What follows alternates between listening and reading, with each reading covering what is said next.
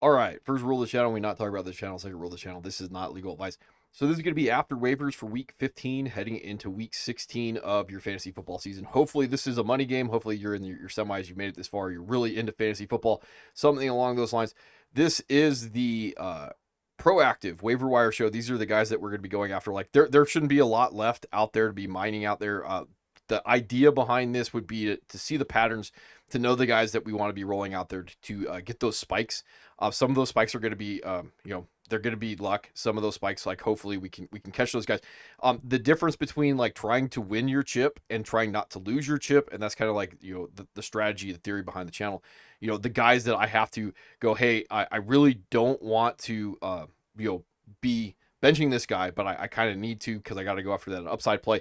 That guy that gets lucky and that rolls that guy out there, like that's the guy that's going to probably like end up winning their league. They get the right guy. Now, this is a little bit of story time to get into this a little bit. So this game right here, week 3 of last year's season, 2023, in my high school league, and that's the less competitive league.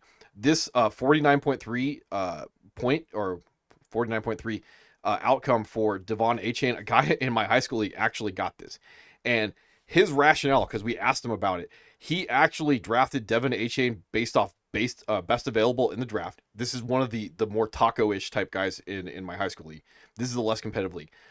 So he just drafted him based off of like best available. So Devon Achane was a guy that I was expecting to be able to pick up basically off the waiver wire in that league. He drafted him. I never had a chance to get him. Unlike in my more competitive league, I drafted Devon Achane, and notoriously I dropped Devon Achane before this happened.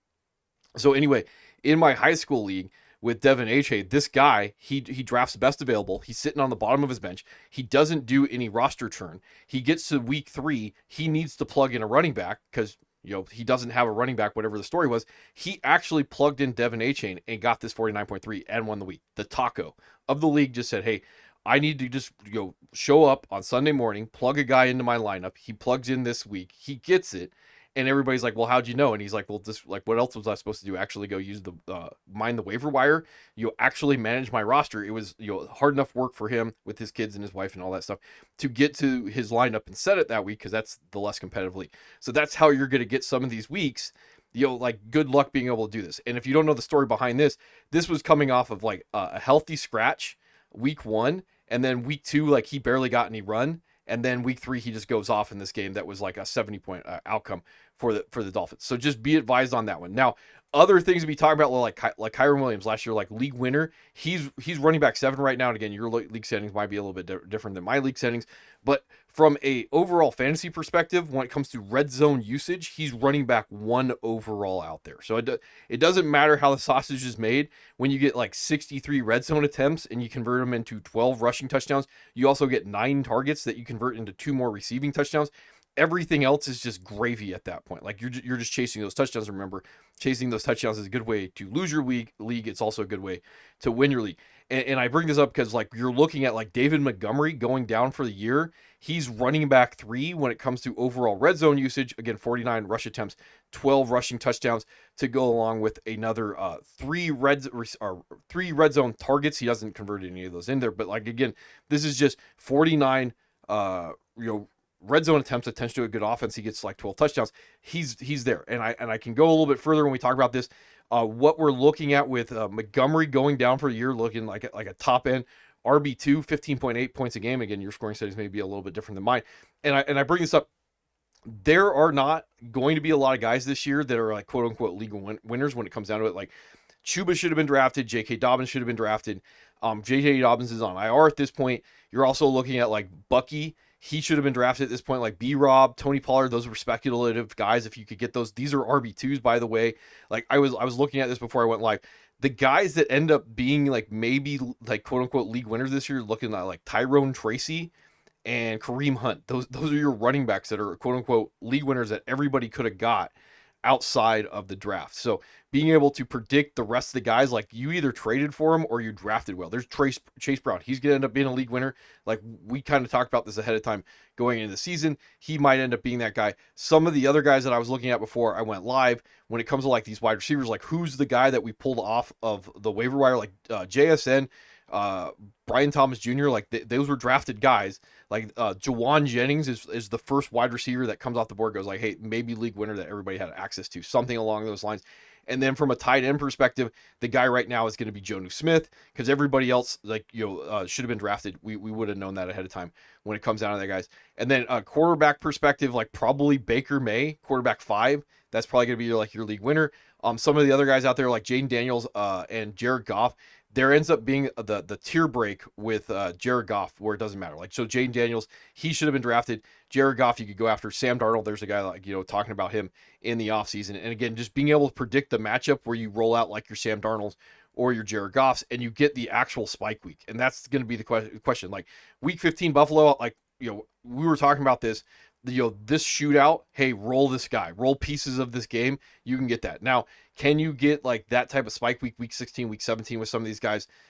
That's going to be the question. Like, you're going to have to answer that, like, more so than anything else. Like, higher implied points, is there a pathway? Like, we're talking about like Malik Washington when it comes to the Dolphins. There's a pathway for some of these guys if you got the guts to roll them out there, and then if you're right. And again, from a fantasy football perspective, like, sometimes you can just be that taco, and you can just go like, well, I got nobody else. I'm going to roll out that guy, and that guy's going to win the chip, or at least move into his championship. And there's Bucky Irving right there, another guy I was talking about, like, an RB2 being league winning running back. And I would imagine the moment that like Chase Edmonds went on IR, I believe we were talking about the fact that like that's the time to go draft Bucky. And he probably shouldn't have been available in a lot of your more competitive leagues based off that. Like the guys with roads to be able to win leagues. I think I said that I didn't think that he had a road to win leagues. I also didn't think that like running back 17 was going to end up being a league winner out there in fantasy football land. All right, let's see. Moving on to your schedules out there right now. Remember, there's no more buys at this point. From an overall strategy perspective, heading into week 17, these are blocks. These are defenses that you want to roll. After waivers clear, picking them up, knowing that you're going to be rolling them next week. We can talk about the Steelers going up against Kansas City, even though Mahomes does look like he's going to play. The Chiefs' offense doesn't have them look very good. Like, so you can talk about if the Steelers are available, like getting cute, rolling them in a matchup where it's like, hey, do I want to try and take a really good defense and roll them against an offense that we know has been struggling this year out there right now. Now, the Bears going up against Seattle right now, no news on Geno Smith, whether or not like whatever's going on with him. You can think about stashing that ahead of time. It's going to probably cost you nothing to be able to hold on to the Bears and find out what the practice information is going to be on Geno Smith right now. Now, the Bears right now, I would probably say like if they clear waivers, they probably shouldn't. But if they do, like that's the way I would be looking at them in general. I think this is week 17. And I just want to double check. Chargers, Patriots, that's another one. Like I don't know how much I really think that like chasing Drake May is the best thing, but you can do that with the Chargers. I would probably be doing that. And then some of the other ones that are out there, just looking at my notes. Bears, Seahawks, Jets, and Bills. Like the Jets have been like very unpredictable. I don't know how much I would be trusting that one. You can go both ways when it comes to the Saints and the Raiders right now. Probably looking more towards running the Raiders against the Saints in for your chip to get ready to that. Like it does look like Derek Carr is going to get shut down. The Giants and the Colts, like you could go either way on this one. Again, like your guess is going to be good as mine. Like don't know what the quarterback situation is going to be for the Giants right now.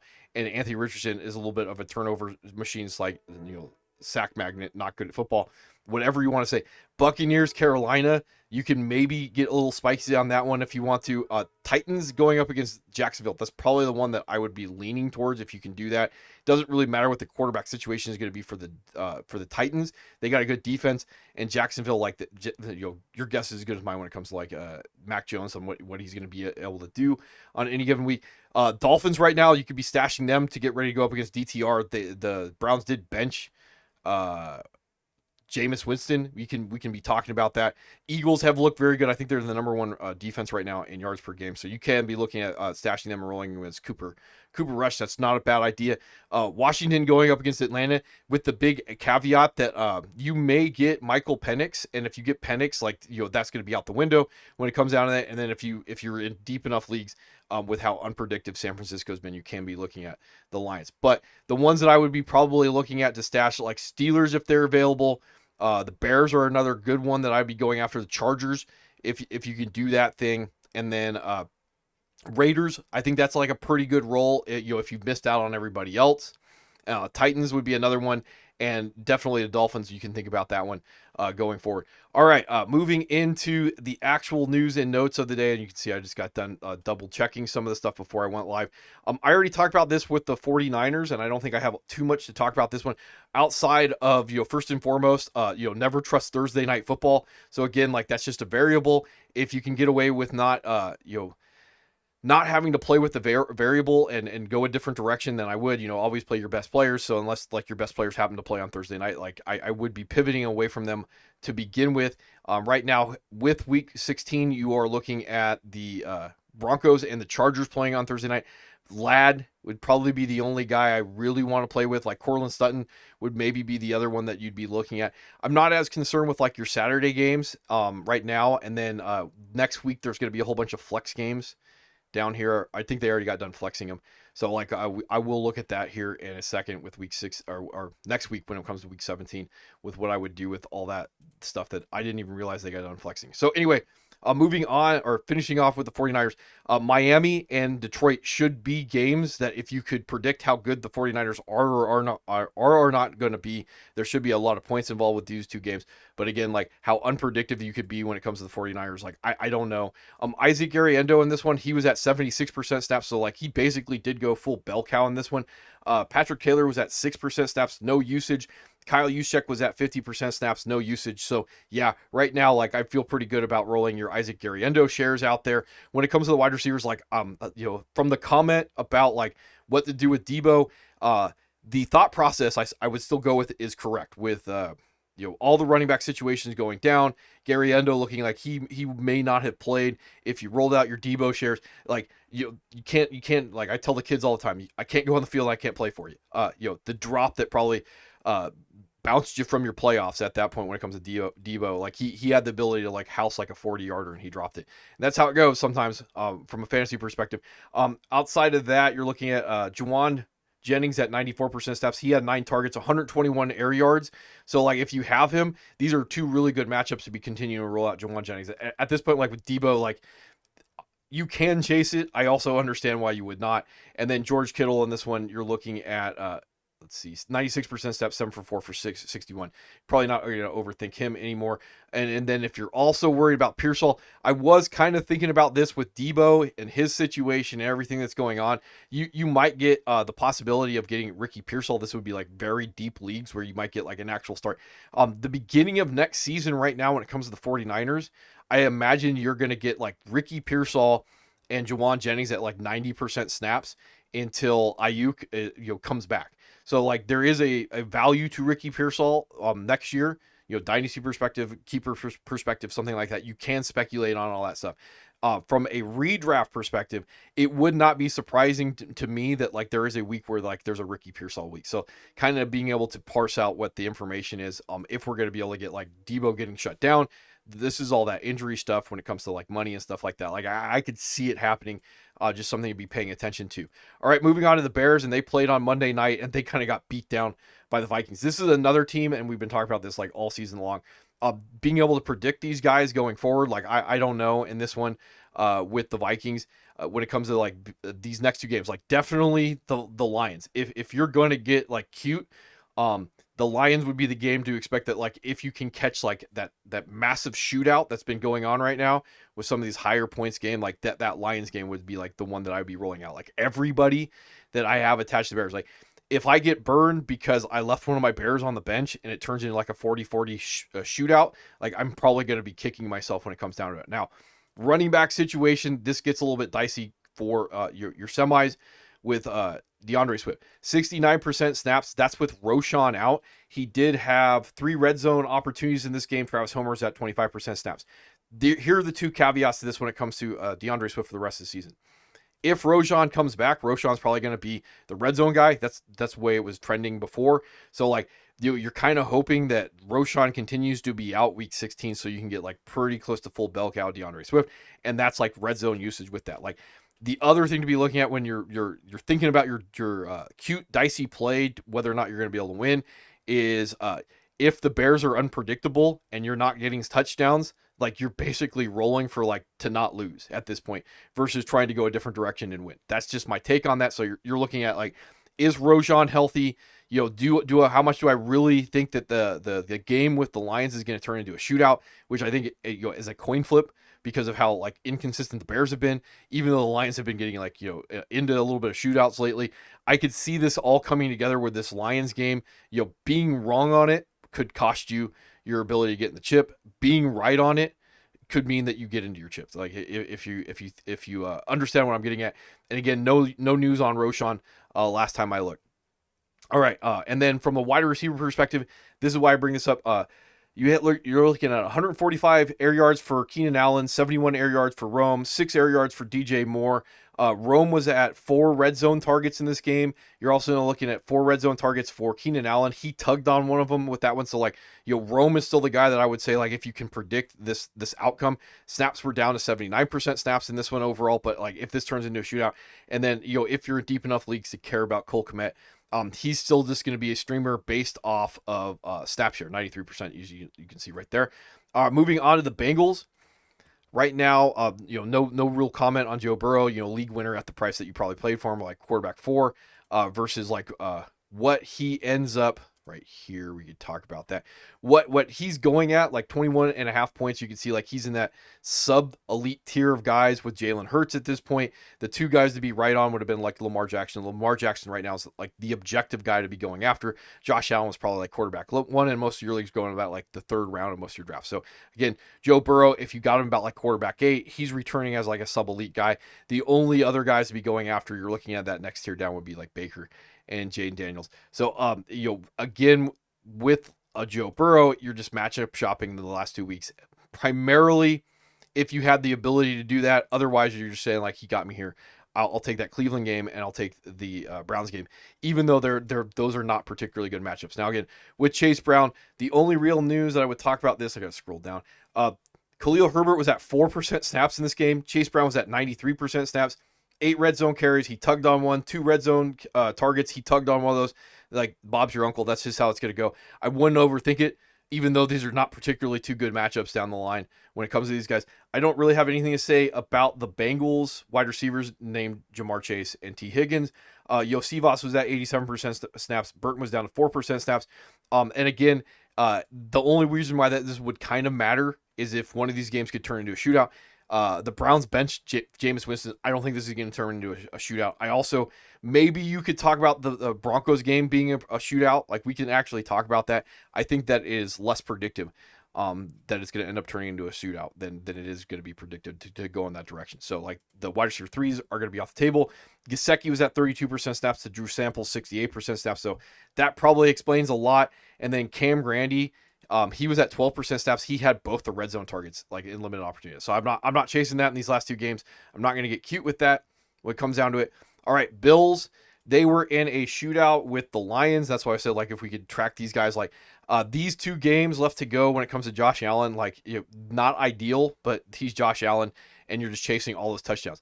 11 rushing touchdowns, 25 passing touchdowns right now. Like, again, chasing touchdowns is a good way to win your league. It's also a good way to lose your league when it comes down to it. Now, the reason why I bring that up with James Cook, as we go back to here, overall red zone usage, like, James Cook is running back 5.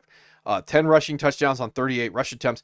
The problem that we were looking at with James Cook going into the season, that he wasn't going to be the red zone guy. Well, like, he's number 2 behind Josh Allen. He's also got like 1 receiving touchdown in the red zone. So again, you're just chasing those touchdowns when it comes down to that. And then these are not necessarily 2 ideal games, but again, like, probably didn't spend running back 1 prices. You're getting like, pretty close to running back 1. So like, even though he can break your heart, I would probably be chasing that. I wouldn't be overthinking it. And I don't think anybody needs to be telling you that. Let's see.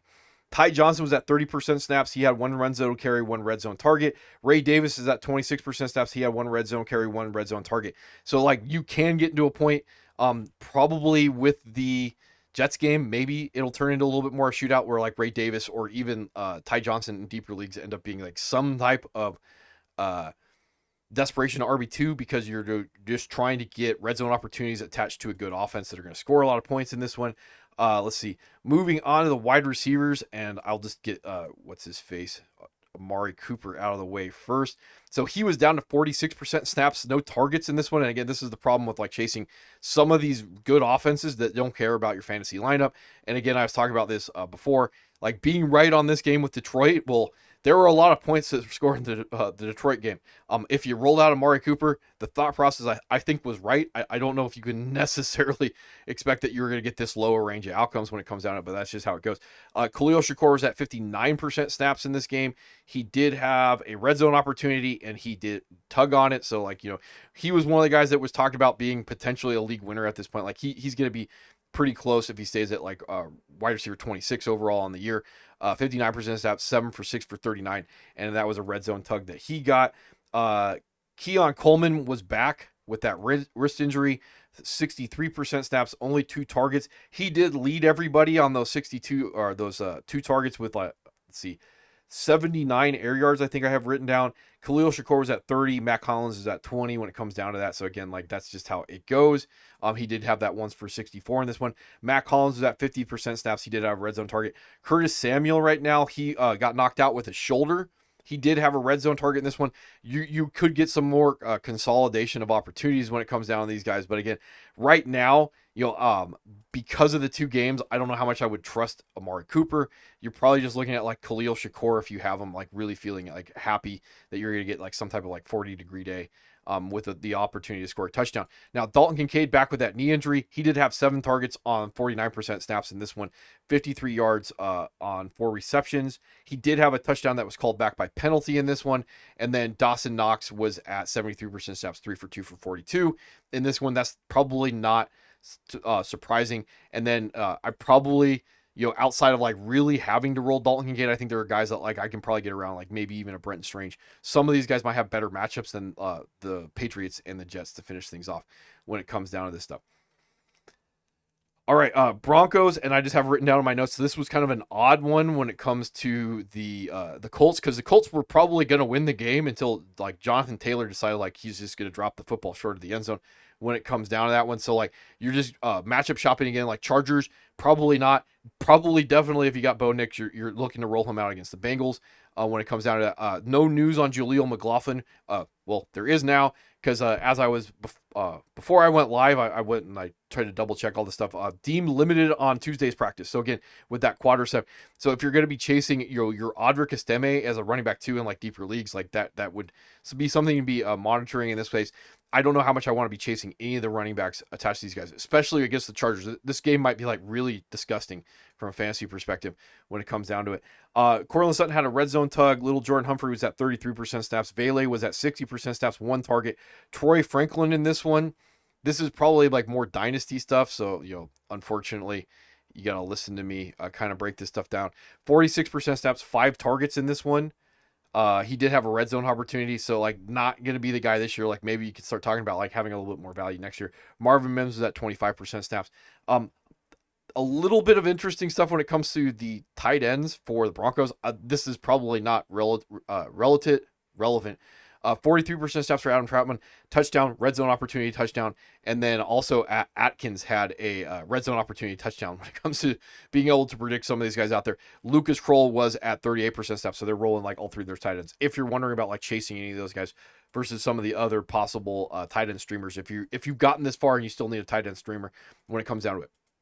All right, Browns. So Famous Jameis, there it is. He's no longer going to be the starting quarterback when it comes for the Browns. I will just say right now, this means like I would not be rolling out any of the Browns for the rest of the season. If Famous Jameis is going to be the guy that they roll out week 17, we can start talking about rolling out the Browns. Right now, I don't want to touch any of the Browns. Again, does that mean I would be dropping my Browns players? No, because I also don't want them to be rolled against me. And we're talking primarily Jerry Jeudy in this one. Outside of that, like I just don't want to be rolling them. I don't think you can predict this. Dorian Thompson-Robinson, I did like him coming out of college. He hasn't shown anything at the NFL level.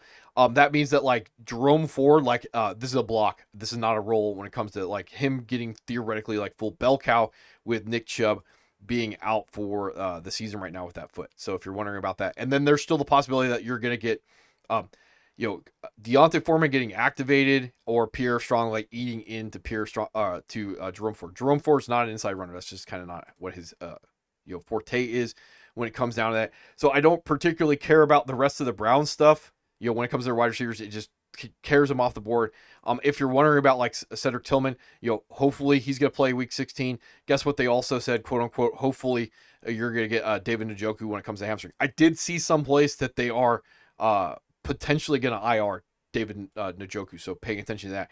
And then the only reason why I would even think about Jordan Atkins would have been if Famous Jameis would have been the starting quarterback. He's not. So that takes all those guys off the board. I do have, Elijah Moore was at 85% snaps. The only other thing, and I will bring this up from a dynasty perspective, is Jamari Thrash did play, but he was only at 18% snaps, and then Woods was up to 100% snaps in this game. So I imagine next year, unless there's some like oddity with the roster, you can, if you're in deep enough leagues, you can maybe speculate, deep enough dynasty leagues, you can speculate on Michael Woods next year, depending on what goes on with the wide receiver situation. Primarily like Elijah Moore, I'd be looking at when it comes down to that. All right, Buccaneers in this one. Let's see. We roll down. Second half blowout of the Chargers. So this was a close game in the first half. Chargers did have the lead. Second half, all Buccaneers when it comes down to it. Baker May, I do have written down in my notes. These are two really good matchups. So quarterback 5, we talked about him early in the season. Like if this is the direction that the league was going to go in, that where Baker May's just throwing touchdown passes and falling in the end zone a couple times, this is the guy to go spend on. He's going to be in that like short list of league winners relative to cost. Like probably got him for free off of waivers at this point. And then Dallas and Carolina, 2 bad defenses. Yeah, you're probably rolling Baker May if you have him, even in one quarterback leagues. Rashad White, and when you're wrong, but like maybe he's going to get close to returning on investment where he went at 51% snaps in this game, 2 red zone carries, 2 red zone targets. He tugged on one of them, also had a fumble lost in this game. Bucky Irving was at 44% snaps, 15 for 117, 2 for 2 for -4, 2 red zone carries, red zone target. So like, not going to overthink Bucky, especially in these 2 matchups that they got coming down the line. And then Sean Tucker, if you're wondering, in this one, he was at 11% snaps to go along with it. So again, maybe if there's an injury, you can think about like Sean Tucker potentially getting like 50% of the work down the line. All right, Cardinals. Let's see. They were, rolling. Oh, I want to go back. I don't want to talk about the Cardinals yet. To finish off the wide receivers, like Mike Evans goes absolutely off in this game, like 65% snaps, 11 for 9 for 159, 2 touchdowns in this one. I didn't write down any of the stuff when it comes to him because the only guy that really matters from a fantasy perspective, Jalen McMillan, his air yards were down. There wasn't anything like really to be looking at with him. 64% snaps, 6 for 5 for 75, and a touchdown. Everybody's snaps were down because of the blowout. Then you're looking at Sterling Shepard, 50% snaps, Trey Palmer's 24% snaps, and then Ryan Miller, 21, Raheem Jarrett, 10. And I bring all this up. That's why the snap share, I think, was down between Jalen McMillan and Mike Evans because of the blowout. So, again, if you got him, if you got your Jalen McMillan shares, yeah, you could definitely see that the Dallas and the Carolina games are going to turn it into a little bit of shootout, which is going to potentially upgrade him into like wide receiver 2 land if he's out there. So, like, rolling him as like a flex wide receiver 3 is probably going to give you a positional advantage versus your opponent that's out there. Don't have anything to say about Cade Otton. So, again, I still think he's like the number 3 in the offense. It's just generally like you're trying to get lucky that he catches a touchdown pass. So, outside of matchup shopping, hopefully you have the ability to pivot based off the amount of capital that you put into it. When it comes down to the Cardinals, they blew out the Patriots. And then the Panthers game that they're going to have rolling out, like this is a predictive good matchup. We could talk about the Rams might actually turn into a little bit of a shootout. The Cardinals do play slow, so like outside of like James Conner, Trey McBride, I wouldn't be chasing it. Now they did put Amari DiMercato on IR at the end of last week, so the only thing that really matters, like Trey Benson, he goes down with an ankle injury. You may be looking at like full bell cow James Conner in these next 2 games going on out there. And then let's see, Marvin Harrison had a red zone target and 83 air yards in this game. I believe that might have been left in there from last week. And then finally, Trey McBride, unicorn, 10 targets, 9 receptions, 87 yards. So like, James Conner, Trey McBride, wouldn't overthink that relative to matchups. And then you do you when it comes to cost versus Marvin Harrison versus the matchups that we got going on. Justin Herbert right now, again, quote unquote, expected to play on Thursday night. The Broncos game and the Patriots games are not particularly good matchups. if you're going to be chasing that one. Usage flop did happen with Kaimani Vidal. I didn't write down any red zone opportunities. There weren't any red zone opportunities when it comes to the running backs in general. On this one, you're looking at 27% snaps for Gus Bus and 67% for Hassan,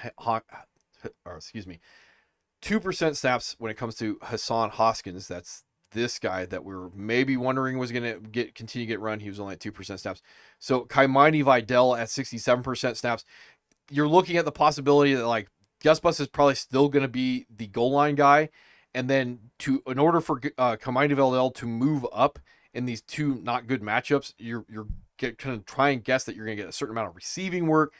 It does look like Quentin Johnston is going to play. And then Stone Smart is more of a receiving wide receiver or tight end. Like, I don't know how much outside of like desperation land this necessarily moves him up, but we can talk about like maybe there's a possibility you get like enough work that he's an RB2 going into a bad matchup with the Broncos. If you're wondering about that stuff, I did talk about this like before I went live. It says good to go for Quentin Johnston. He's off the injury report with that ankle, I believe it was. And then so that means that like chasing the dragon on Josh Palmer, potentially being that wide receiver 2 in this offense, probably not going to happen. Also not going to overthink Ladd in these two matchups down the line. He's just Ladd, probably wide receiver 2 that you're going to be playing with a positional, upgrade based off what you paid for him. So again, I'm not going to overthink that. Don't have, let's see, too much to write down in this one. And why are tight ends right now? Will Disley, he's out, misses Tuesday's practice. This is stuff that I have to look at when I get home.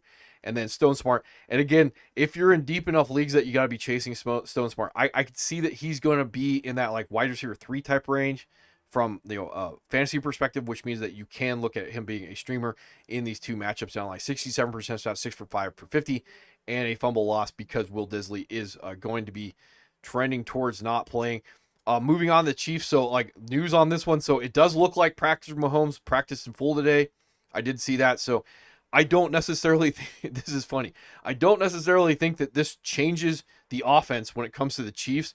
Patrick Mahomes, whatever's going on with his ankle versus like Carson Wentz, they may be the same guy overall when it comes down to whether or not you're going to roll your Texans and your Steelers shares against the Chiefs. Because the way that they're designed right now is play good defense and hope that you make mistakes. I don't necessarily think that changes with Carson Wentz because Patrick Mahomes, like, he hasn't necessarily, he's been doing better late when it comes to protecting the football, but early in the season, he wasn't protecting the football. So the only thing you might get a little bit difference is if Carson Wentz were to have rolled is you might get a little bit more of a turnover machine when it comes to the Chiefs offense. A couple of the other interesting things. So snap share went down with Isaiah Pacheco to 37%.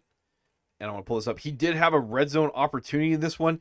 2 red zone opportunities when it comes to Kareem Hunt. So again, desperation RB2 when it comes to Kareem Hunt. I probably would not be expecting that you're going to get an increase in opportunity when it comes to Isaiah Pacheco. So like now you're looking at like, yeah, if you're holding on to Isaiah Pacheco to get run in the playoffs, I don't think it's going to happen at this point. P. Ryan was at 25% snaps. He did have a red zone carry that I have written down. Carson Steele was at 4% snaps. And the only other news, and I don't think they don't even have him anymore, CEH, he was released by the Chiefs when it comes down to it. Now, wide receivers, let's see, moving over here.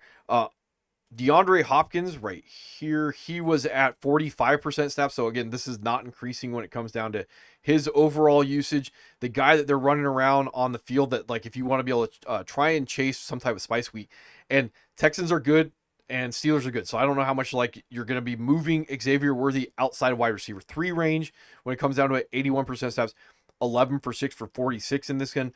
2 red zone targets for him on top of that. And then where's he at?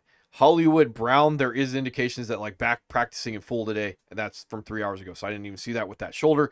You can theoretically speculate more so that he is going to eat into everybody else's opportunities if he comes back, more so than he's going to be viable from a fantasy perspective this year. So that's how I would look at it. Probably when he's activated, it would make me like really dicey. Like I can imagine like 25-30% snaps are going to go to him, and then it just becomes an issue of like how many of those of the good opportunities, again, like these are probably going to be like vertical shots or design plays or red zone opportunities, are going to go to Hollywood Brown, and that means he's going to downgrade like all your Chiefs, especially an offense that has not been particularly fantasy friendly on the season.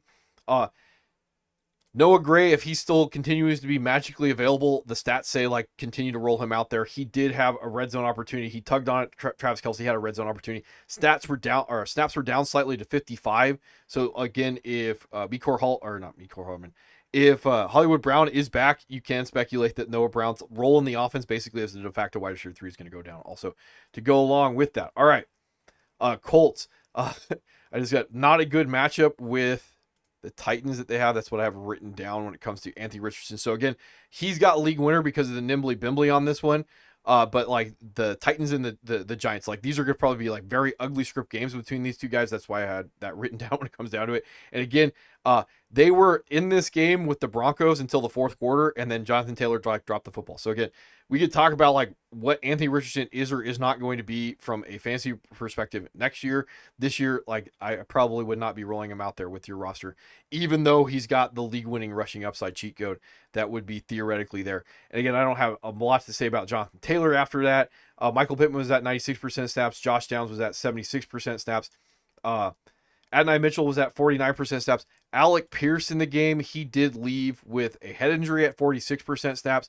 So again, like maybe you're looking at a little bit of consolidation of opportunity when it comes to Adonai Mitchell. That's not the one that I want. You can talk about the consolidation of opportunity. So you can get like Adonai Mitchell into like 70% snaps role. But again, these are not particularly good matchups. So I don't know how much I'd be chasing that. And I don't particularly care about the Colts and their tight ends at this point in the season. Washington right now, right here, when it comes to B-Rob, he was at 74% snaps with Austin Eckler going on IR in this one. Let's see, where's he at? All 4 red zone opportunities went to him, and then Jeremy McNichols, who's only at 28% snaps. So again, the Eagle game is going to be like interesting to try and predict when it comes to how much you want to be like really chasing the Redskins. And I bring this up because the Eagles right now have like the best statistical defense in football, and the Redskins offense has not looked as good. They almost let the Saints win this game. So like trying to guess like what the script is going to be, like how many red zone opportunities you're going to get when it comes to Brian Robinson, how many red zone opportunities you're going to be able to get when it comes to Jaden Daniels and Scary Terry, those type of things. Like that's going to be an interesting dicey role when it comes to like these guys, even though I probably would not be overthinking it, but this would be one of the ones like if you get it wrong, you get it wrong when it comes down to it. Scary Terry in this one, 90% steps, 10 for 7 for 73, 2 touchdowns. So again, not going to overthink that. Now, the one thing I was talking about this in Chasing the Dragon with Noah Brown going on IR, they did go out and sign, where's he at? KJ Osborne. They did go out and sign him from the Patriots. He got released by the Patriots. Now, in your deep enough leagues, you can stash KJ Osborne for a sneaky cute role week 17. I probably would not be expecting that you're going to get a high enough predictive role against a bad matchup with the Eagles to think about rolling out KJ Osborne. Week 17, if you get the snap share increase in a matchup that theoretically could turn into a barn burner when it comes to the Falcons, like maybe. And again, like you're talking like your 62-man vampire leagues that you have to be like wanting to chase something like that. Now, the other one when it comes to the Redskins right now that we would be tracking on, Zach Ertz is in the concussion protocol. So now we can say like, well, who's going to be the number 2 in the offense? Because like wide receiver wise, let's see, where is he at? Like Luke McCaffrey's snaps were down to 15% in this one. And then De'Ami Brown was at 78% snaps. So like right now he would step in and be like in that dart throw range for the next 2 weeks if you want to speculate on that versus like KJ Osborne. Trying to speculate on that one. So outside of that, 1 week rental with Zach Ertz theoretically missing the game because of the concussion. Are you going to go after like your Ben Sinnott 2nd round draft pick? Like I do like Ben Sinnott. He just hasn't been used like that in the offense. 54% snaps, that's like at season high. And then the other thing is like if John Bates, the more blocking tight end, he steps in, he's the guy. So like I don't know how much I would trust any of that if you get right with Ben Sinnott because of the athletic measurables. You could get a spike week in a particularly good matchup when it comes to the Eagles and the Redskins throwing the football if they're behind. All right. Dallas, let's see, rolling down here. They blew out the Panthers in this one right here. And that's why I talk about whether or not like you want to be rolling Cooper Rush in week 16 against the Buccaneers and their bad offense. Again, if we can predict these things ahead of time, like could you predict that you're going to be able to get like 19 points out of Cooper Rush? This is probably like 2 quarterback leagues. The Tampa Bay game, you can definitely talk about, like, you could get like top 10 Cooper Rush finish in 1 quarterback leagues. You can talk about that. Zeke, he was up to 19% snaps in this one. I also wrote down that he did have 3 red zone opportunities versus Rico Dowdle's 1. And we did talk about this in the offseason with Rico Dowdle, like league winner, 74% snaps, 25 for 149.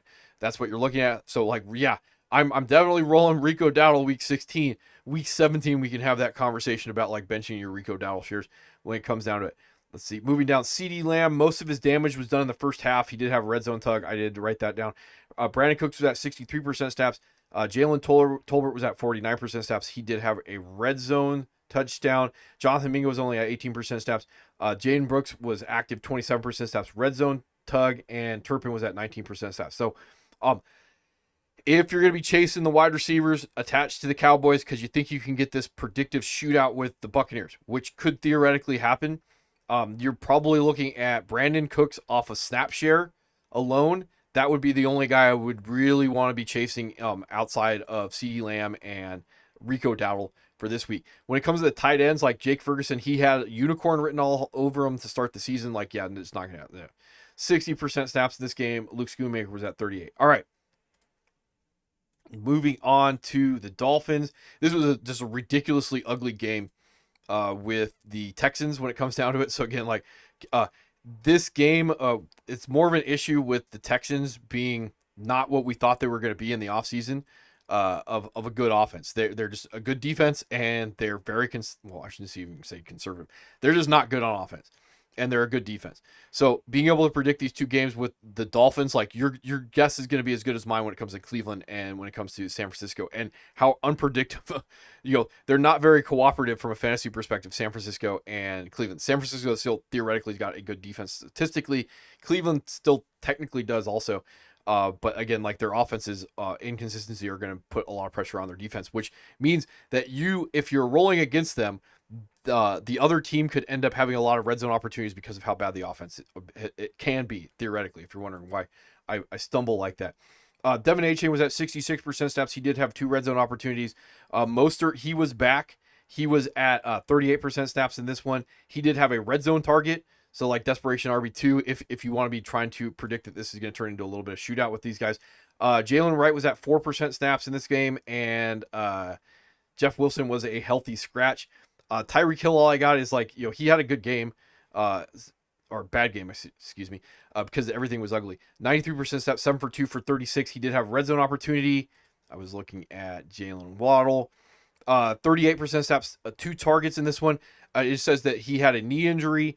Avoided a major knee injury. This is why on Chasing the Dragon, if you want to get into it with the release of Odell Beckham, Malik Washington was up to 59% snaps, 6 for 5 for 52 in this one. Only 14 air that I wrote down. So again, like, you need to get a lot of if, buts, and maybes to be able to predict a Malik Washington spike week. So you got to be in deep enough leagues that you got to be trying to chase that out there and roll that out there and chase that. And then Jonas Smith is going to be a league winner. 2 red zone opportunities again in this one. Like, he did tug on one of those 11 targets. So not going to overthink him if I got lucky and I picked him up.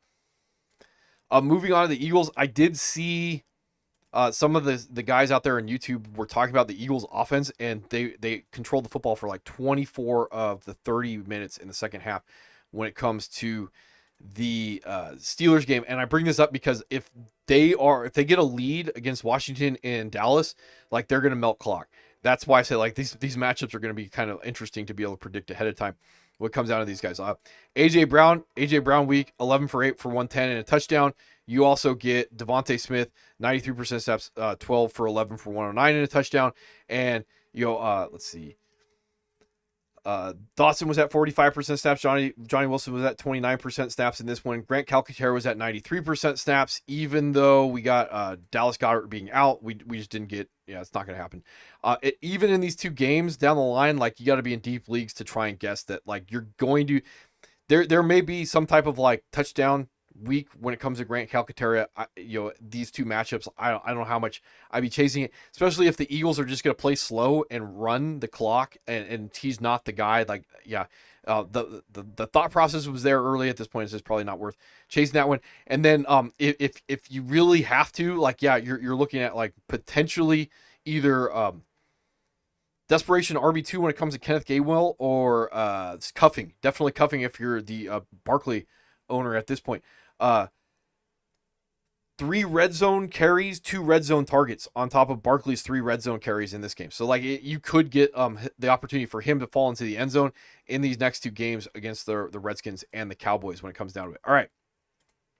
Falcons, this was an ugly one on Monday night. And to start all this stuff out with, like, first, Kirk Cousins, like, this is as of two hours ago, so I didn't even see this yet. He did lose his job. Michael Penix will be the starting quarterback moving forward. So now we can start speculating on a couple things when it comes to the Falcons. This is going to be an ugly game against the Giants, one way or another. Doesn't matter, Michael Penix or not. The Giants game is going to be the game to be able to speculate on how much you're going to be rolling out your toys when it comes to the Falcons. I don't think that the Giants game is necessarily going to change my opinion of the Falcons in the next 2 weeks.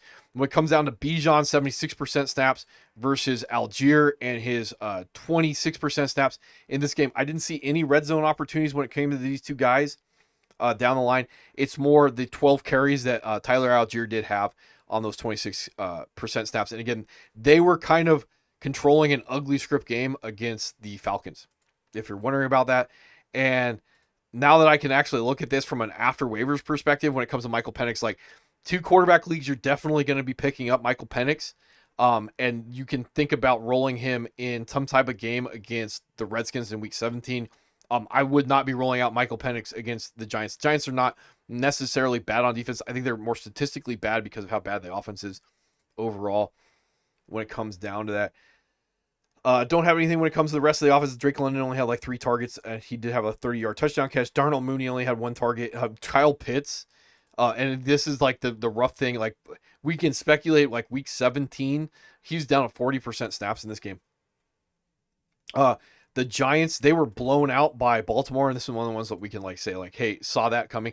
The only thing that I would say about this game when it comes to the Giants and the Ravens, I'm a little surprised that it was actually the Giants weren't actually able to put some points up in garbage time because of how bad the Ravens defense has been, in general. But like, what happens when you get like Drew Lock, he gets knocked out, and Tommy DeVito, he gets knocked out, and then you're actually rolling Tim Boyle. So like, this is one of the things, like, when I talk about like how bad this can get, like, Tim Boyle is not going to win you anything overall. Like, so trying to guess like who you're going to be rolling out, even if you can say like, hey, this Atlanta game is like good on paper when it comes to like the Giants, they're not going to have a passing game, a functional passing game. Your best bet is maybe that you're going to get like Tommy DeVito coming out of concussion protocol if you have like Giant shares, or Drew Luck is magically able to be like some. It ain't going to be Tim Boyle. Maybe you can get lucky that the Falcons defense is so bad that Tim Boyle can be like somewhat serviceable, and that means you can roll out your toys. Overall, and I can roll down here, Tyrone Tracy, and he may end up being a league winner at the price because he may be only like the only guy that wasn't draftable. Well, I did draft him in my high school league. He was at 68% snaps in this one. He did have 1 red zone opportunity. Devin Singletary, he did have 2 red zone opportunities. He did tug on one of them on his 34% snaps. Wide receiver wise, you're looking at Malik Neighbors. He had 2 red zone opportunities, 84 air yards to go along with those 14 targets. So again, like, he had 84 air yards on 14 targets, 82 reception or 82 yards overall. Like, that's not good. And if you're going to be rolling out Malik Neighbors trying to get some type of spike week versus Atlanta, like, yeah, you got to be thinking about like what other options you have to be able to bench him versus like, do you think you're going to get like a sub 40 degree day when it comes to Malik Neighbors? Yeah, I could see it happening because of how bad this situation is going to be for them. Wan'Dale Robinson, he did have a red zone opportunity and 81 air yards if you're in deep enough leagues to be chasing him overall. And then with Daniel Bellinger, and again, this would have been the game that I would expect that you would have had like a Daniel Bellinger game, down to 68% snaps, 3 for 35. So again, I don't probably care about Daniel Bellinger, even though we can talk about that. The Jags, see, this was a ridiculous game with the Jets. That's what I have written down in my notes when it comes down to it. I should actually bring this up because I was looking at the box score on this one. right here. So you're looking at the end of the third quarter, the Jets are up 17, or they're down 17 to, what is that? Or they're up 17 to 16, and then there's 15 points by the Jets scored late in the game to 9 to the Jacksonville Jaguars. And you're looking at Breece Hall scores a 1-yard rushing touchdown with 105 left to go in the game, and that's after the Jags tie it up with 151 left to go in the game. Devontae Adams scores like a 71-yard touchdown with 3:24 left to go in the game. So that's why I said it was kind of a ridiculous game. This is one of the ones where it's like, can you predict this ahead of time going into the game? Like Aaron Rodgers against like a really bad defense. Yeah, the Jets were supposed to have like an elite level defense, and then Mac Jones is able to like torch them. Like, good luck when it comes to fantasy football sometimes. That's why I talk about this stuff. So like Mac Jones, I'm not rolling him out. These are two particularly bad matchups. Raiders, theoretically they should be okay on defense. This will be an ugly script game, and then the Titans are one of the better defenses in general. So like I'm probably going to be downgrading everybody. Travis Etienne, 73% snaps, 2 red zone opportunities, 1 red zone target. So yeah, you're probably going to be rolling him out there if you paid for him at this point. And then Tank Bigsby, he was at 26% snaps in this one. He did have 2 red zone opportunities. So yeah, still going to be a desperation RB2 if you want to be chasing Tank Bigsby. Keelan Robinson, I did talk about him from a dynasty perspective with the expectation that Travis Etienne's probably going to leave, and then you're going to look Tank being the running back 1, and then Keelan Robinson may end up being like a change of pace guy. This is a dynasty perspective when it comes down to it. Again, let's see. Moving on. Let's see. Brian Thomas Jr., 3 red zone opportunities, 2 touchdowns, 84 yak. Right. And I also did see on Twitter that he was benched in 54% of leagues. Now, I will say in my high school league, I rolled him. In my main money league, I didn't. That roster's kind of stacked in that case, like trying to get the predicted bench, and I got burned. And my co-manager was not particularly happy about that, but we did win by like 0.5 points in that league. So that's how it worked out. Parker Washington, 86% snaps. 6 for 3 for 54, 97 air yards compared to Brian Thomas's 62. And I bring this up like, these are not particularly good games that I want to be chasing Parker Washington, even though you could talk about that. Again, I would have been benching Brian Thomas Jr. going up against the Jets. So, you do you when it comes to rolling these guys out there. Evan Ingram, a little bit of a surprise IR with that shoulder. Kind of not a surprise IR after the fact when you think about that. He's probably not going to be sticking around in Tampa Bay, and they're probably giving the keys over to Brenton Strange, the second round draft pick last year. 82% snaps, 12 for 11 for 73.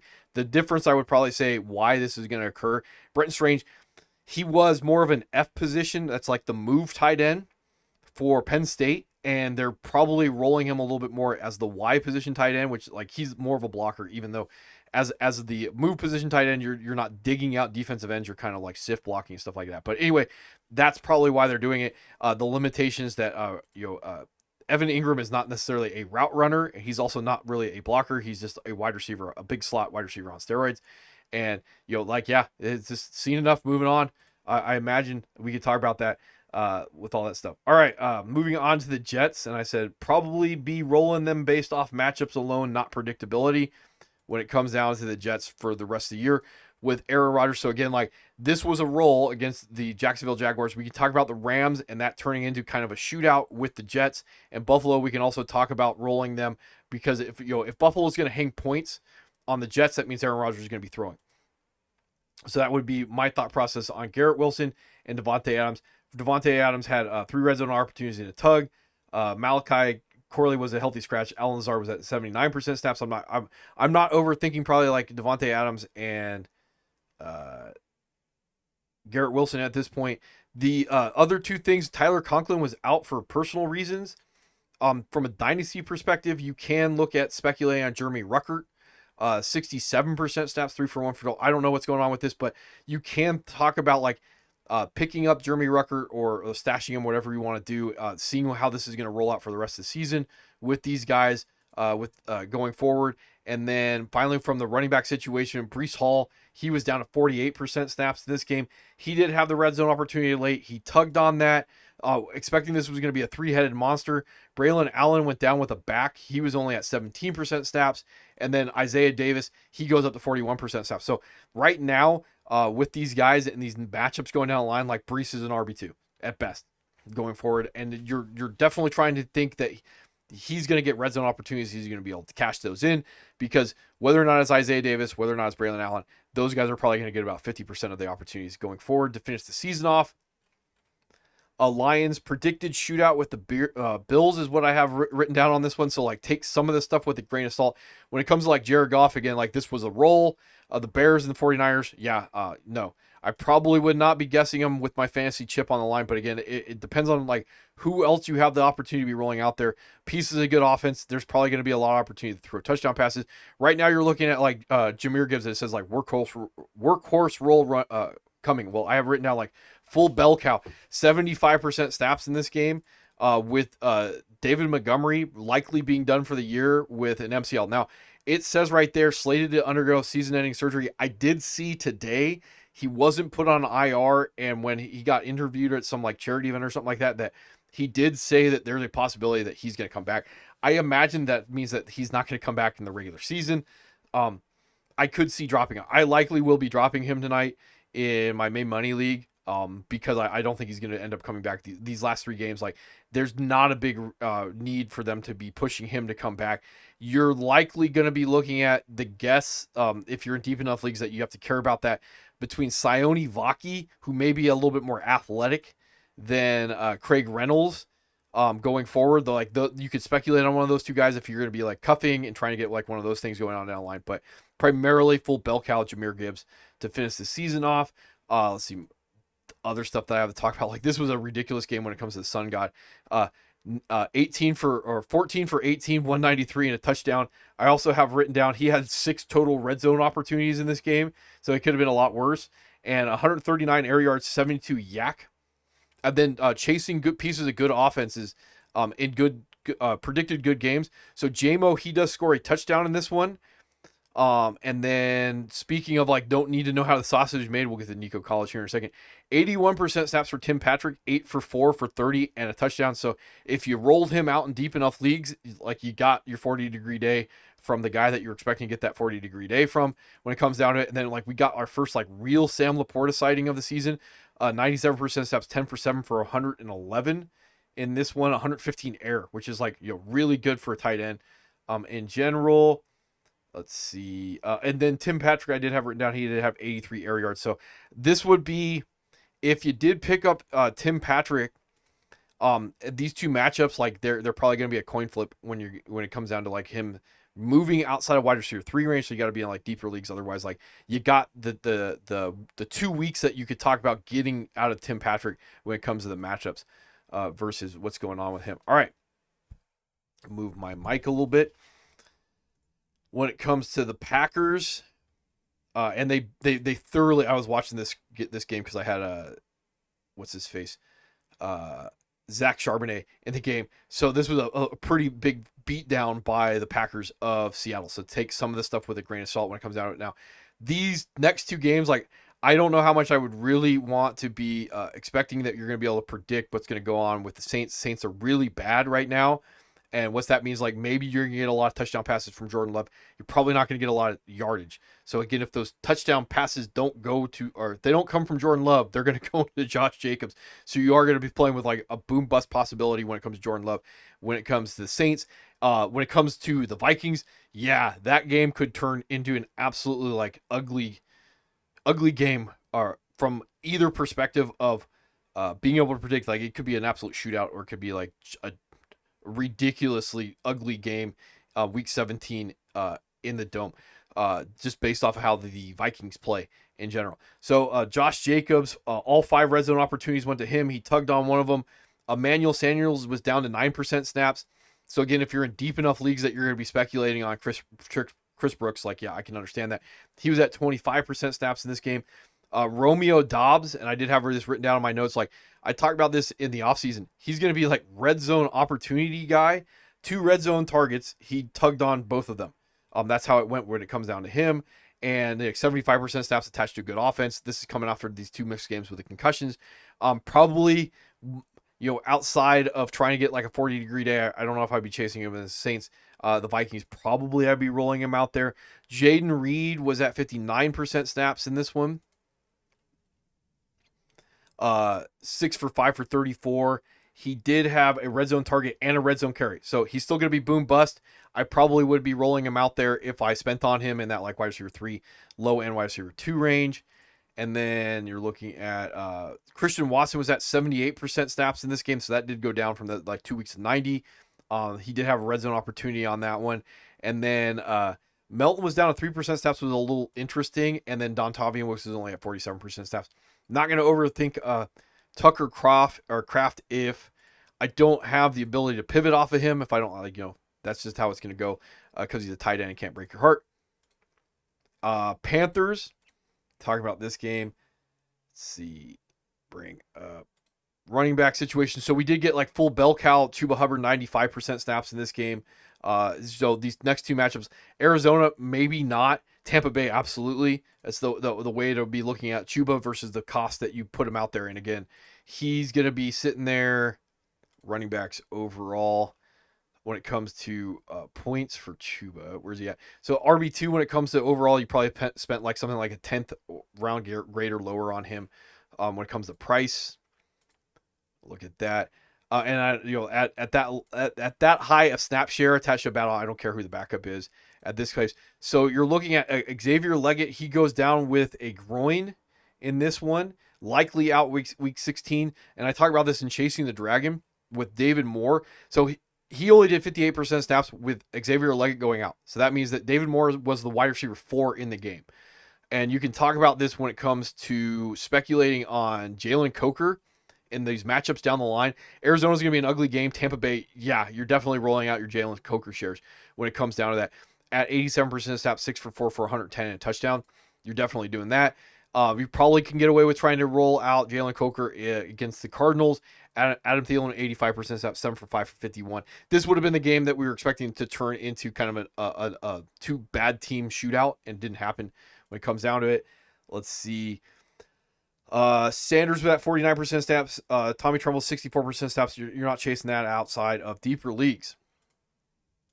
All right, Patriots, and we have our good friend Drake May borderling late in the game. So the touchdown run by him, I think, came with like a minute left to go in the game. Let's see, pull this up. So sometimes I don't need to know how the sausage is made. Is rushing, tugging, garbage time is what I wrote down. Ramondre was at 65% snaps in this one. 2 red zone opportunities. Antonio Gibson was at 31% snaps. He did have 2 red zone opportunities. The Bills, you might get a little bit of a shootout when it comes to these guys. I probably would not be chasing Antonio Gibson, but if you've been trying to figure out like when to roll out Ramondre, this might be the Ramondre week that you've been waiting on when it comes down to it. The other thing with Antonio Gibson, you could theoretically talk about him being in like a desperation RB2 land. If you got this far, I imagine that like you may either be good or you've just been duct taping your team together when it comes down to it. Boute's still the guy if you're going to be chasing that spike week. 88% snaps, 98 air. Bourne was second with 39 air, and Pop Douglas was 6. And Pop Douglas right here, if I can find him, he did have a red zone opportunity to tug on that 3 for 3 for 11. So if you're still chasing that one, Kendrick Bourne was at 53% steps. Jalen Polk did have a red zone opportunity on 39% steps. I don't care. And then we can maybe talk a little bit about this if you're in deep enough leagues where like Austin Hooper's at 61% snaps.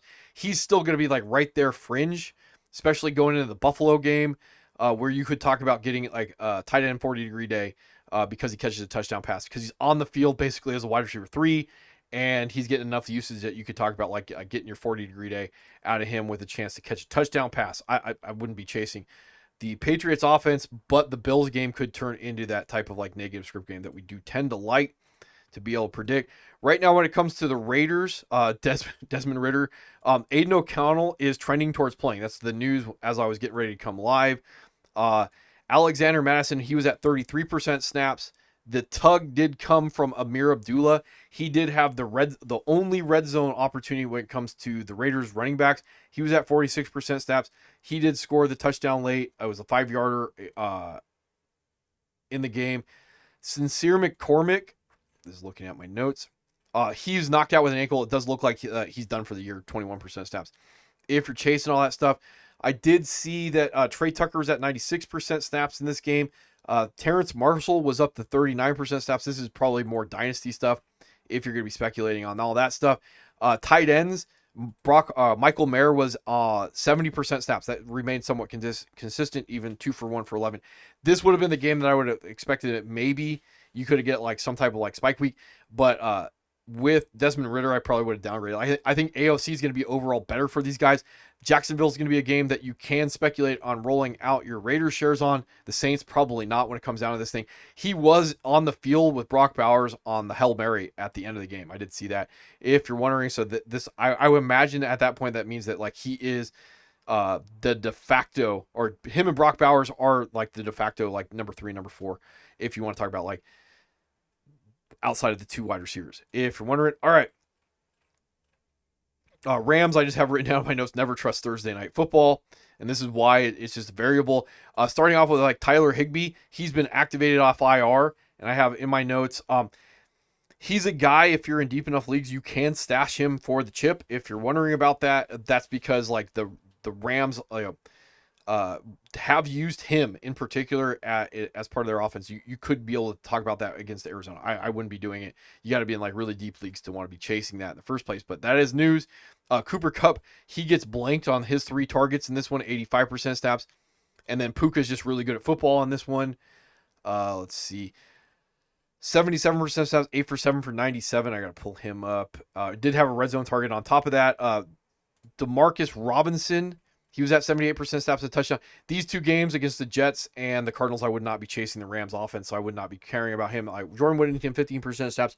31% snaps. Tyler Johnson, 8% snaps. Outside of that. And I did talk about Kyron Williams to start all this stuff off. 86% snaps, 29 for 108 in a really ugly game.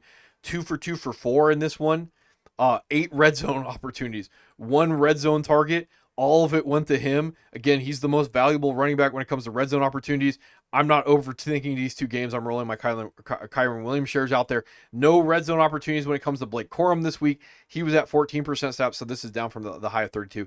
So like outside of like deep enough leagues where you're stashing your Blake Corum, expecting that you're going to get like an injury in week 16 to be rolling out Blake Corum, it's just not going to happen. When you're wrong on that one. Moving on to the Ravens, and I have written down still that they're on bye, so I can get rid of that in my notes. Let's see. Hill is going to continue to be a desperation RB2 because, again, like if you're going to be tracking this stuff, like he does get a receiving touchdown in this one when it comes down to it, 37% snaps. This was, again, a little bit of a blowout against the Giants. Rasheen Ali was at 17% snaps. That's a dynasty thing, if you're wondering about that. And then Keaton Mitchell, he was a healthy scratch. And the ongoing conversation between the Ravens wide receivers, yeah, you want pieces of good offenses. 81% snaps, 7 for 6 for 53 in this game. And then Rashad Bateman, he's the guy who gets it done this week. 5 for 3 for 80. 2 touchdowns in this one. Pittsburgh's going to be ugly. The Texans is going to be very like non-predictive. I imagine like I could see that maybe being a shootout. I could also see like the Texans dragging it down in the dirt. I could also see the Texans just getting their face beaten in by the Ravens at this point when it comes down to it. And then Pittsburgh, we did see this go on, I believe, in week 11. I can go back and I could look at this real quick. That this did turn into a, is this the game or am I thinking of the Bengals game? The Ravens game. Where's it at? No. So I guess that wasn't, let me bring this up. I guess that wasn't a shootout. Anyway, but we can talk about like the Ravens defense being bad enough that you can roll out your, or that game could turn into a little bit of a shootout because of how good the Ravens offense is, even if the Pittsburgh Steelers defense is good at football. Mark Andrews in this one, if I bring this one back up. Mark Andrews at 66% snaps in this one. He did have a red zone tug. Isaiah Likely was also at 66% snaps. Deontay Johnson, he's back from suspension. Nelson Aguilar is in the concussion protocol. What does that all mean? Well, it probably means that Isaiah Likely is going to continue to be the wide receiver 3 in the offense. And if Deontay Johnson does play, he's going to be like taking over that like 50% snaps that Nelson Aguilar was operating at. So I probably wouldn't change my opinion on any of those guys down the line with all that stuff. Moving on to the Saints, there is a lot of news. And again, I wouldn't be rolling the Saints if I can get away with it. So right now, Derek Carr likely out for the season. That's the news as of today that I looked at. It's a little bit of water. And then you're looking at like Jake Hayner got benched in this game, and then Spencer Rattler he came in. So I probably would be rolling any defense that I can against the Saints for the rest of the season. So that's going to be the Packers and the Raiders in this one, where he get absolutely annihilated. I think it was the Broncos game where he got absolutely annihilated in that game. And when it comes to the Saints and the running back situation, Alvin Kamara gets knocked out, and it says like adductor injury, 45% snaps in this game, and then you get 11% snaps when it comes to Jamal Williams. So we can be speculating we might get a little bit of full bell cow when it comes to Kendry Miller, 47% snaps, 9 for 6 for and 1 target in this one. 2 red zone opportunities on top of that I have written down. No news on Chris Olave last time I looked on this one. So if you're wondering about that, the only guy that if you're going to be like in deep enough leagues that you're going to be speculating on when it comes to the wide receiver situation for the Saints is going to be MVS right here. Pull him up. 78% snaps, 7 targets, 90 air yards. So like, yeah, Spencer Rattler to MVS against the Packers, if you're dicey enough to be rolling that one out there when it comes down to it. The other interesting thing that I did see on this one, and you got to be like in really deep leagues to be wanting to chase this, is Dante Pettis. And he's been fringe fantasy relevant before. 47% snaps, 5 for 2 for 24 in this game. He also had a red zone opportunity. So yeah, probably not going to be thinking about rolling him out against the Pack. But if you're in like one of those deep enough leagues that you have to think about it, like you might get like a wide receiver 2, real life wide receiver 2, not fantasy wide receiver 2 when it comes to Dante Pettis heading into week 17, the chip. And then Juwan Johnson was at 73% snaps in this game. Red zone target. Foster Moreau. And again, this is why like I talk about like your Austin Hoopers or Noah Grays or something like that. When they're operating at this high of a snap share, 64% snaps, 4 for 4 for 39, and a touchdown. So it's predictive. You can see that the snap share's up high enough. He's going to be on the field. He's going to either get enough targets or a touchdown catch eventually. And it's just a matter of like, can you predict it? Probably not. But if you're in deep enough leagues that you got to be chasing it eventually down the line. All right. Seahawks. Right now, Geno expected to be able to practice this week. That's 20 hours ago. So like that wasn't yesterday when I was doing my notes. If you're wondering on that one, Sam Howell was like not good in this game.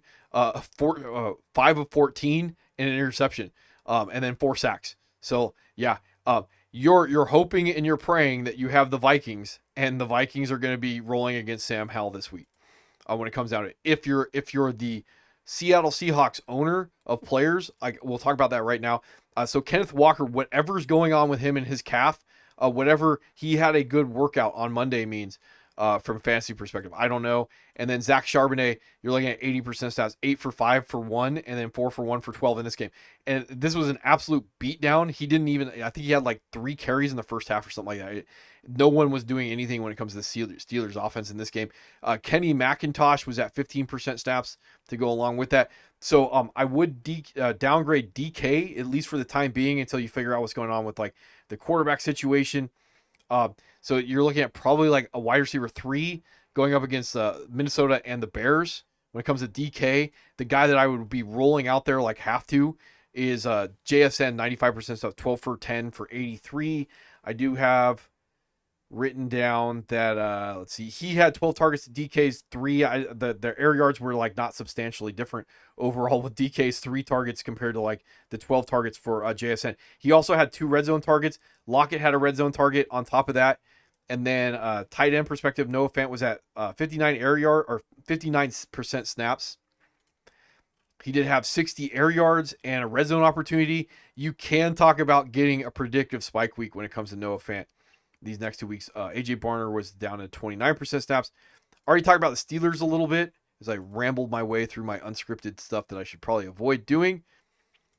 Russ, you can look at rolling Russ out against Baltimore this week. And again, like Kansas City, probably not. Running back situation, I have written down Najee, red zone carry, red zone targ, Warren, red zone opportunity in this one.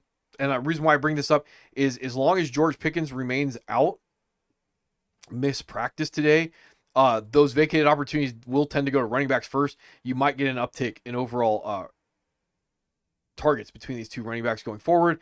If you're speculating on the wide receiver, Calvin Austin, 81% snaps, 5 for 5 for 65 in what could predict to be a shootout. I also say that I can see that game being absolutely ugly when it comes to the Steelers if they don't have anybody to throw the football to.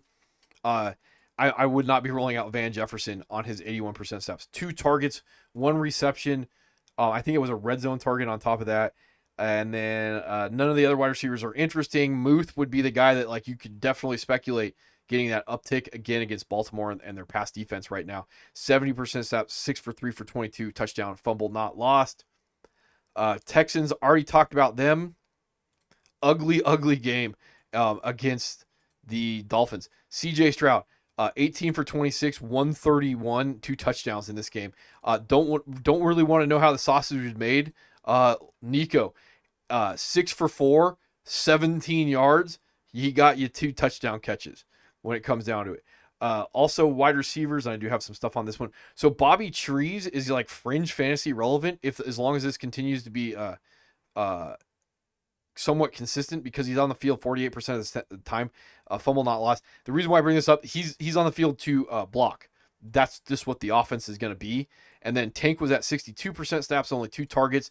Mechie, he's dealing with an injury right now, shoulder injury, 42% snaps. He did have another red zone opportunity in this one, if you're wondering, and didn't write down anything when it comes to the tight ends. DNP when it comes to Cade Stover, that probably doesn't matter with Dalton Schultz. I did see this a couple weeks ago. Brenton Jordan, who is on IR with ACL, he does sign an extension with the Texans. And then to finish off with the running back situation for the Texans, Joe Mixon down 64% snaps. That doesn't really matter in this one. 3 red zone opportunities. They all went to him. No work when it comes to Damian Pierce. And then there was 1 carry for Dare, 1 for 35 in this game on his 22% snaps. So like the down usage on Mixon probably doesn't matter. It's more overall if the offense is not particularly good. Kansas City's going to be ugly. Baltimore, you're kind of going to be guessing that you get some type of shootout. When it comes to the Texans, first and foremost, Will Levis is benched. Mason Rudolph does look like he's going to be the starter this week. I did see that on Twitter. It's not updated at this point. Will not be starting at quarterback week 16. So there you go. And then I was trying to find this on Tony Pollard. It did look like he got knocked out with an ankle. I haven't seen anything else on Twitter or anything else when it comes down to what's going on with him when it comes down to it. He was down in this one, I think 44% snaps. And then Tajay Spears comes in late. They did kind of get, I shouldn't say, they didn't make the game close. They did score late on the Bengals.